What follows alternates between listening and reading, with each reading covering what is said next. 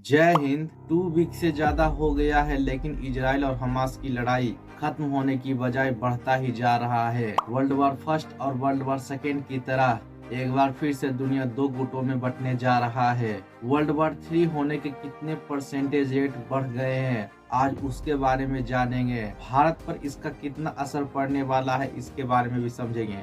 इससे जुड़ी और भी सवालों को जानेंगे। आप बस वीडियो के अंत तक बने रहिए और वीडियो को लाइक करके चैनल को सब्सक्राइब जरूर कर लीजिएगा।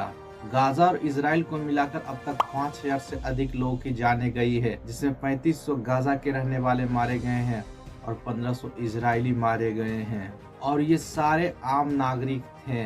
जितना ज्यादा लोग मारे जाएंगे उतना ज्यादा वर्ल्ड वॉर 3 होने का परसेंटेज रेट बढ़ेगा, क्योंकि सारे मुस्लिम कंट्रीज एक साथ होकर इजराइल को धमकी दे रहे हैं। और साथ ही वर्ल्ड वॉर 3 के परसेंटेज रेट को बढ़ाने का काम करता है एक बहुत बड़ा घटना। हुआ क्या, इजराइल और हमास के इस जंग में गाजा के एक हॉस्पिटल पर अटैक होता है। उस हॉस्पिटल में बहुत सारे लोग थे, जिसमें 500 से अधिक लोग मारे गए हैं और 300 प्लस लोग घायल हो चुके हैं। गाजा पैलेस्टीन समेत सारे मुस्लिम कंट्रीज इस घटना को लेकर इजराइल का विरोध कर रहे हैं। इस्लामिक कंट्रीज का कहना है कि यह जंग के नियम के खिलाफ है। इस जंग भरे माहौल में हॉस्पिटल ही एक सुरक्षित जगह होता है जहां गाजा के सिविलियन थे, लेकिन इजराइल के द्वारा बोला गया है कि मैंने हॉस्पिटल पर अटैक नहीं करवाया है।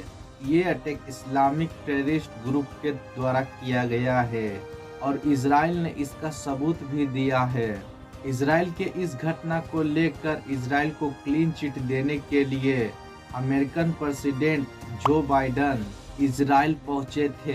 वहीं सऊदी अरब में इस घटना को लेकर 59 इस्लामिक कंट्रीज ने मिलकर बैठक किया है। OIC के इस बैठक में ईरान के विदेश मंत्री ने कहा कि सारे इस्लामिक कंट्रीज को एक साथ मिलकर इजराइल पर प्रतिबंध लगाना चाहिए, और साथ में यह भी कहा कि सारे इस्लामिक कंट्रीज मिलकर इजराइल का सामना करना चाहिए, जो सीधा सीधा वर्ल्ड वॉर 3 की तरफ इशारा करता है। चलिए अब समझते हैं कि दुनिया 2 गुटों में कैसे बंटने जा रहा है। हमास पैलेस्तीन के समर्थन में 59 कंट्रीज शामिल है, जिसमें सारे इस्लामिक स्टेट है।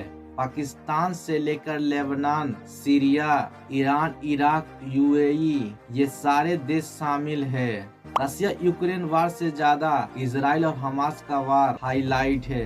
का कारण है रिलीजन, इसलिए भारत में हमास जैसे आतंकी को सपोर्ट करने वाले लोग भी आपको मिलेंगे। इजराइल के तरफ से America, Britain, France, Germany, Canada, Australia, कुछ ऐसे देश भी हैं जो न्यूट्रल हैं। चाइना हर बार की तरह लड़ाई को दूर से ही देख रहा है। रसिया भी इस बारे में खुलकर अभी कुछ भी नहीं बोल रहा है, लेकिन इन दोनों का झुकाव पैलेस्तीन की तरफ ही है, क्योंकि अमेरिका सामने खड़ा है। भारत का झुकाव इजराइल के तरफ है। इजराइल लेबनान बॉर्डर पर भारत ने अपने सैनिक को तैनात करके रखा है। चलिए अब समझते हैं कि इस कॉन्फ्लिक्ट में भारत पर क्या असर पड़ने जा रहा है। वर्ल्ड वॉर 3 हो या ना हो, लेकिन भारत को नुकसान जरूर होने वाला है। पूरे वर्ल्ड में भारत का विरोध कोई करे या ना करे, पाकिस्तान, तुर्की और चाइना, ये तीनों हमेशा भारत का विरोध करेंगे। इसलिए इस G20 समिट में IMEC प्रोजेक्ट लॉन्च किया गया था, जिसमें ये तीनों देश नहीं आते थे। इस प्रोजेक्ट को 2 साल के अंदर ही शुरू करना था, लेकिन शायद अब ये प्रोजेक्ट फेल होने वाला है, क्योंकि भारत इजराइल के समर्थन में खड़ा है और UAE, सऊदी अरब, ये सारे पैलेस्तीन के समर्थन में हैं। IMEC प्रोजेक्ट सऊदी अरब और UAE के द्वारा यूरोप तक जाना था। इस प्रोजेक्ट से सबसे ज्यादा फायदा भारत को होने वाला था, लेकिन शायद अब भारत के विरोध में 3 से ज्यादा देश शामिल होने वाला है। इसके अलावा हमें चाइना पर भी नजर रखना होगा, क्योंकि चाइना ऐसे ही मौके की तलाश में रहता है। जब दुनिया कहीं और बिजी रहता है तो चाइना कहीं और कब्जा करने में बिजी रहता है।